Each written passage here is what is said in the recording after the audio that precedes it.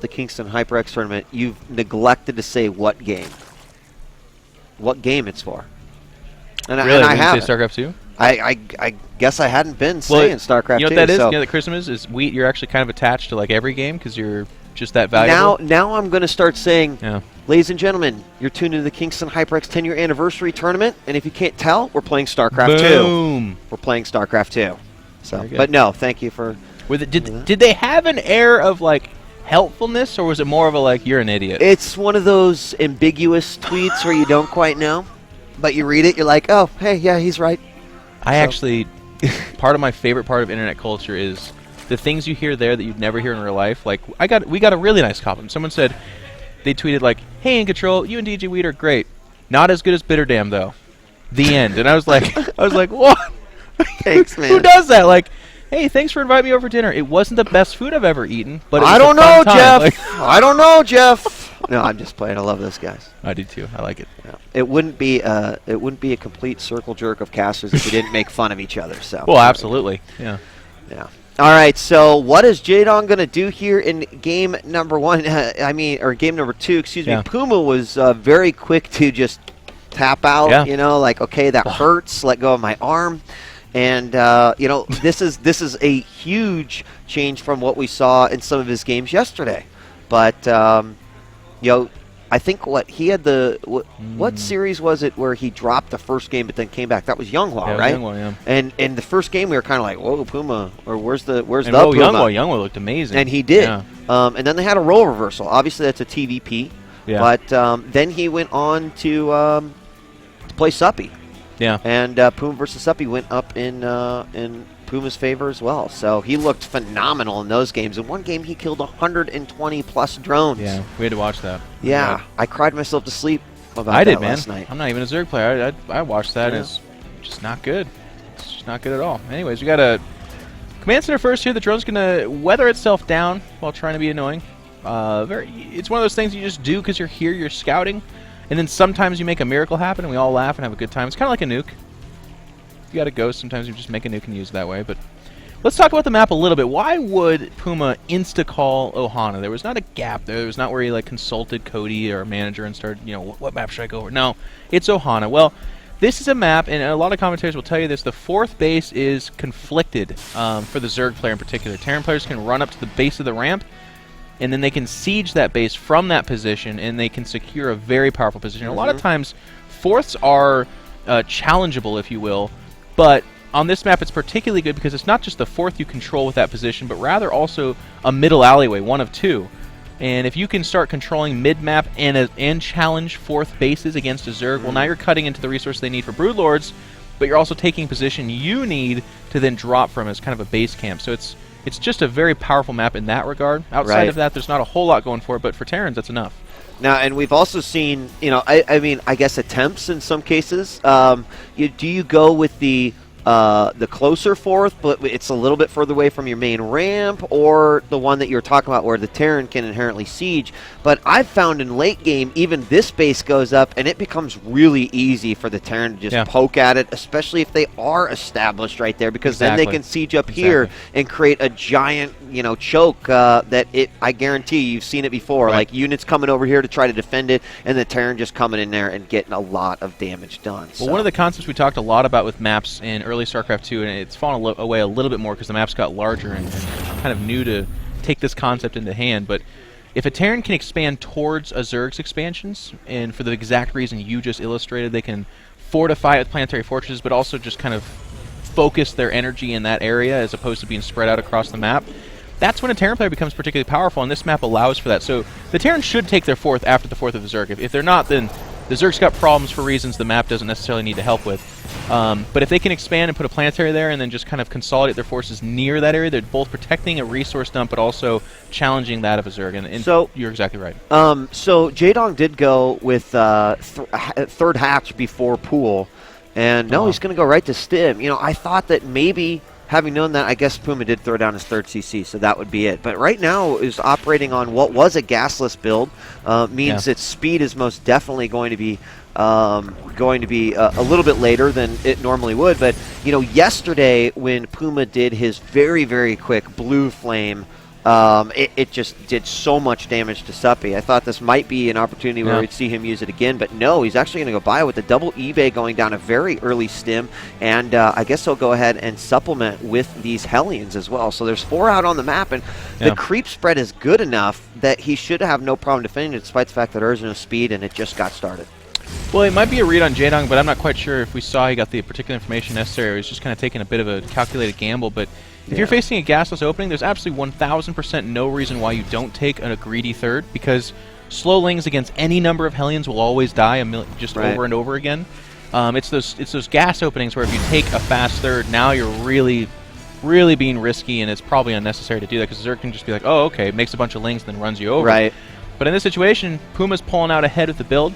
The big question I have, of course, is that a lot of times we've been seeing that mech build, mech style. It seems to be where Terrans are kind of focusing their energy a little bit more, but we're seeing a bio opening. So I want to see what PuMa's got in store for us, because game number 1 he played great. It was just that one big engagement where he got completely obliterated. Oh, nice job blocking that choke. Queens were a bit back, but because that creep is so good, that's the defense I was talking about, able to handle even 6 Hellions with no problem. He did get a couple lings, but ultimately it was the Zerg who kind of won that little engagement. 22 Zerglings. We are seeing 22 Zerglings, like right as speed is about to complete. 1-1 on the way, not going to be effective if there is an attack coming up here.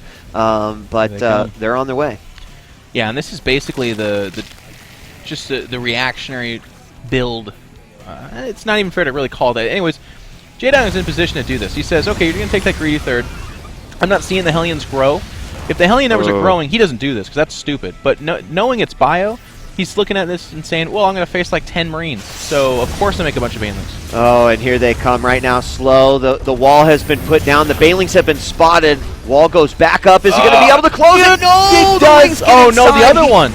But maybe he wanted that, actually. Look at the funnel. Actually, yeah. That was, I think Jaedong keeps his units there to keep it open, but, a huge hit there.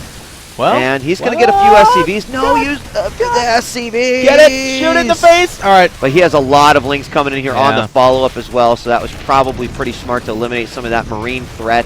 There is not that much in terms of Marines here. The SCVs are going to have to turn around, create some sort of funnel, but man, look at those lings inside. A lot is going down already. We're seeing 23 SCVs have been killed. This will be cleaned up, but it's crazy. More and more lings streaming down here. He has to evacuate this, and look at that. This is on lockdown as well, so right now PuMa been knocked down to just one base. He's been reset, and the cool thing about this too is behind it there's a Spire. Well, that means that the low Marine count's going to have a tough time dealing with the 1-2 punch that is the Zergling Bane, well, 3 punch I suppose, Zergling, Baneling, and Mutalisk.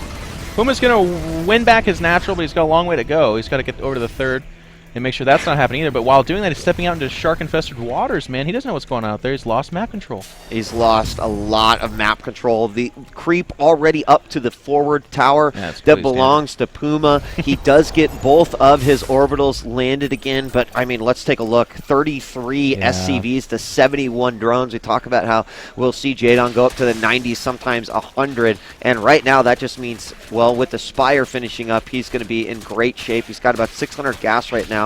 I'm assuming we'll see those initial mutas, and then he'll go with it. But it's not like he's got the surplus of minerals to just throw down a lot of missile turrets and whatnot as well. In fact, he's finished his 1-1, but we don't see an armory yet, so that definitely put him behind. Yeah, I mean, one of the first things that goes away when you get hit by anything hard is your upgrades. It becomes a very background noise. Jaedong doing a lot right now, so that's actually interesting. Is Spire finishes, and a lot of times you try to have that synced up with your production. We'd like to see like 12 mutas being produced right off the bat, but instead we don't. And right now, PuMa actually with this drop's getting to pick off a couple mutas, but more importantly, he gets forward alert. So while you were talking about this missile trust he couldn't afford, you're absolutely right. He's now going to make time to afford him, I promise you that. Yeah, and we already see the first one going down. Now, also, PuMa did kill a couple of mutas right there, which is going to be great for him. He already started off with a low number up to 4. I think there's only 2 on the map, 6 total since the other 2 popped. So, that's even 6 is way easier for PuMa to deal with now than 8 would be. So getting those 2, I think, was actually pretty good move there. Yeah, and you can just see PuMa's fiercely trying to regrow. The big problem here, though, is the defenses. He can't get to his third and natural, so that's why he's out on the map right now. not to mention fighting back creep tumors, but he's also in part trying to say, whoa, whoa, stay away from me. I don't want you to see how weak I am back here. But Jaedong, oh my goodness, loading up on the Banelings. He's got just, again, that handful of Mutalisks, but what they do is they kill the medevacs. They offer that, they aggro the more damage, and they go for the tanks. But, man, that Baneling count is scary. It is, and this small little group here is going to find out just how bad it is. Oh, he needs to pull it really back. Really good, though, actually. Baiting them into that siege fire. Whenever Banelings try to go after something, they bunch up a lot more. So that was actually really cool, because any tank shot there would have killed all of them.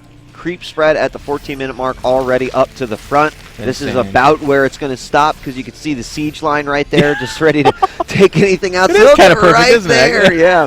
And that'll be about it. And now we're seeing PuMa. Now the big difference between this and what we saw in Antigua is that you could create that sort of artificial wall to allow you to move out from, and it's much harder to do. We're kind of seeing it happen over here to protect the third, but it does leave the natural just a little bit vulnerable. The Mutas have gone in to that third base. They are not going to get that missile turret, and at least 2-3 Mutas were killed there. Down to 5 now, so 3 were killed. We saw another one fall. But again, like this is really the big issue to deal with. As long as he can keep a few behind to clean up and stop those drops, he should be in good shape. PuMa can't move out. I mean, that's the big thing here. Like Jaedong says, okay, you're on 3 base. That's fine. I'd prefer it if you're on none.